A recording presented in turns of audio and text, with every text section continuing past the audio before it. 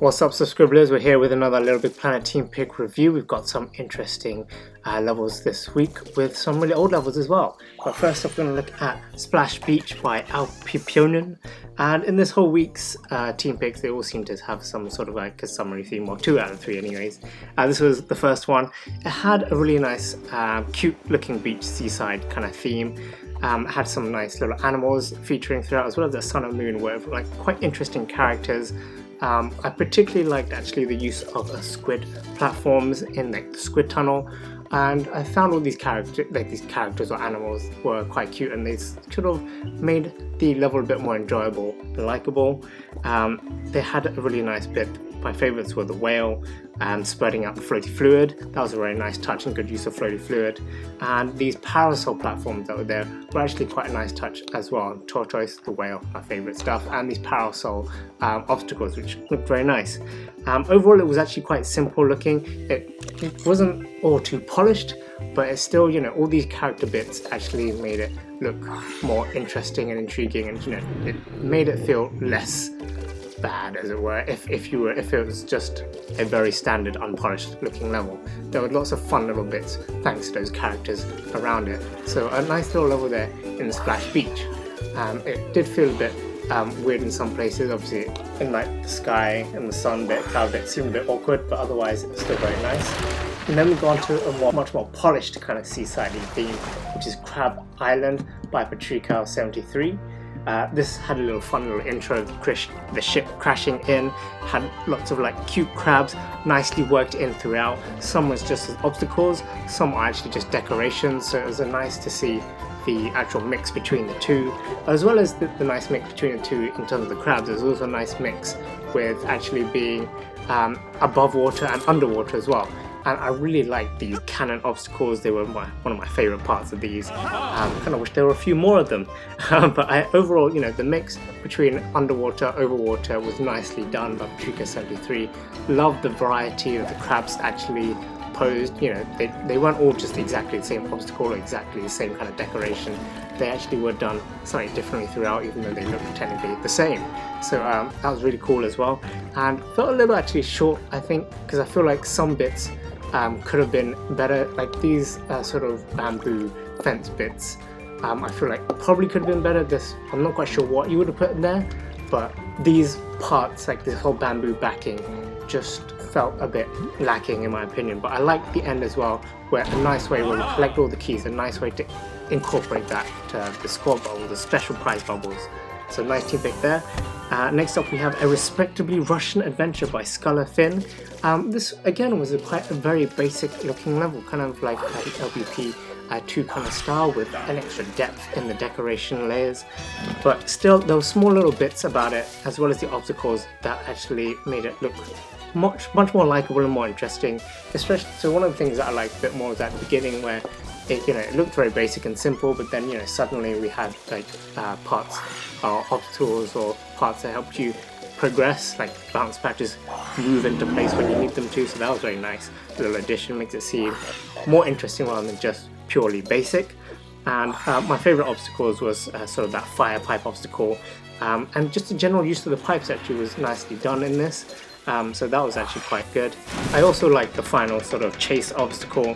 Overall, it felt a little short, and maybe there's too many of these sticker characters. I mean, I really like the use of these characters, but it felt like maybe there was a bit too many of them. They felt too forced to have as many as they did. And that invisible climb area also felt a bit strange and a little random. But overall, it's an okay level by skullerfin. So that was that week's team picks. Most recent week's team picks start with Parrot Paradise by M89091520. So M8 numbers. This was, you know, a very standard fare M8 numbers level. It's another team pick for M8 numbers, and the overall style feels very much similar to all his other levels that he's made. Obviously there's a parrot theme this time. My favourite obstacles were sort of that timed fiery sponge and the use of the swoop mechanic at the end. It's not just being swoop, you're actually taking swoop and actually controlling or holding on to your Sackboy, and the Sackboy has to survive. Doesn't matter if swoop dies or not, it's all about the Sackboy here. So that was a nice little twist. on adding swoop to the level. Overall, I felt like this level's design was a bit too basic, and I found there's two little parrots in this whole level. For a Parrot Paradise, I kind of expected a bit more parrotiness going on, but there was lots of these multicolored totems, which I guess was meant to be parrots and just be the easier way to get around making more parrot sort of decorations. But overall, it was maybe nothing too special. Maybe just because I'm getting used to M8 numbers is levels, they're all becoming very standard fare, which is sort of not quite as good in my opinion when it feels that way. Next up we have Breath of Sapphire by the Flashback 02. Now this was a really old level, and we played this quite a while back, and it was on our channel as well with the full playthrough, so definitely check it out. There'll be a link at the top there for you to see it all in its glory. But basically this was a very beautiful cave looking level. It was very beautiful, maximizes all the layers as well, and what's my most favorite bit about it is the use of the motion control.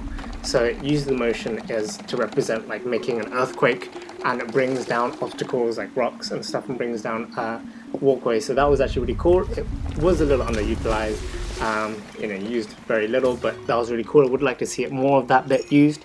And it looks very polished, this whole level. It looks beautiful. All the obstacles sort of meld together very well and sort of suit and fit the whole level and the aesthetic. I really like the use of the hook out as well. It feels very nicely done, whereas some levels it's just quite forced, but the hook outs here were very short and very purposeful, so that was very good. But what did feel forced in this level I found was having the odd sock section.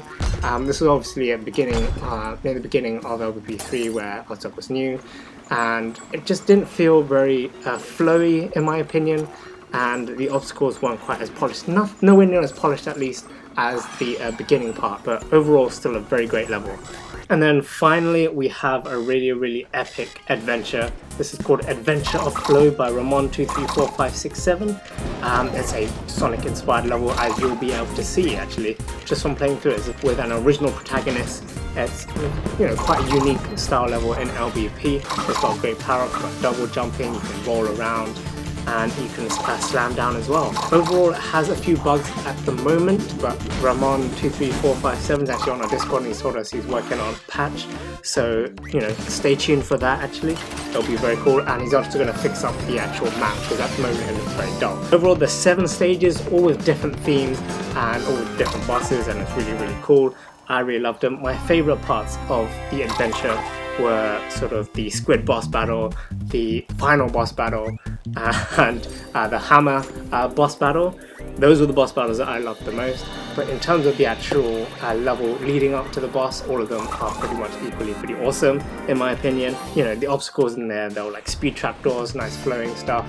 Loads going on in this whole adventure that you really need to check it out. Although maybe more in its complete stage, not with this, not with some of the bugs at the moment, where you just go through walls when you're going too fast, and if you slam against something too hard, you randomly die. And as a reminder, one of these sections was previously Team Pick 2. So I hope you enjoyed this Team Pick review. Don't forget to let me know in the comments below what you thought of these Team Picks, and I hope you stay tuned for more LittleBigPlanet and Dreams content with leftstickrightstick.